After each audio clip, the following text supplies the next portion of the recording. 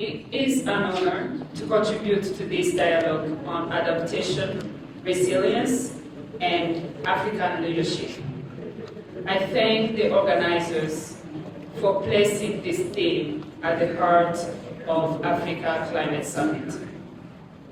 For Africa, adaptation is not optional. It is an existential priority. The climate crisis is already disrupting our agriculture, water, health, and infrastructure systems. Communities are rebuilding homes and livelihoods year after year with little certainty for the future. Yet, adaptation finance continues to fall short of what is needed. According to the Global Center on Adaptation, Africa requires over 52 billion annually for adaptation, and current flows are only around 11.4 billion per year, leaving a staggering gap of more than 41 billion every year. At the same time, the share of private finance for adaptation remains below 3%. This is not just a gap in numbers, it is also a gap in justice. Africa contributes less than 4% of global emissions, yet carries the heaviest burden of climate impacts, while resources remain far below what was promised under Paris. In Rwanda, we are making a deliberate shift from fragmented project to programmatic investment framework. Our climate-smart agriculture investment plan has identified over 300 million in private investment, linking 100 farmers and more than 350 agribusinesses to resilience-focused value chains. Our sustainable landscape management framework integrates food, water, and energy security in ecosystem restoration. And our Green City Kigali is pioneering climate-resilient urban development. These frameworks are supported by Rwanda's climate and nature finance strategy, which mobilizes finance through innovative tools such as Rwanda Green Taxonomy, climate budget tagging, ESG regulation introduced by the National Bank of Rwanda, and platforms like Rwanda Green Fund and Ureme Invest.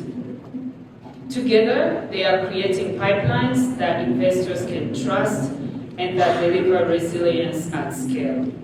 But national efforts will never be enough unless Africa steps forward with a unified leadership. African leadership must be bold, coordinated, and unapologetic. It must insist that climate resilience is not a development add-on, but the foundation for jobs, stability, and growth. Esteemed Excellencies, delivering adaptation at scale requires three things. First, justice in finance. We need climate finance to flow to Africa and to grow to 43 billion USD.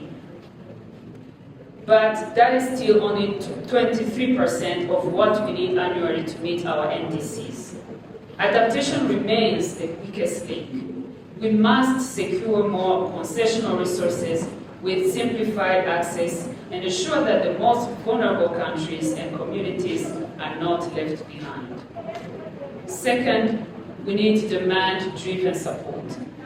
Too often, technical assistance is supply-driven and externally designed.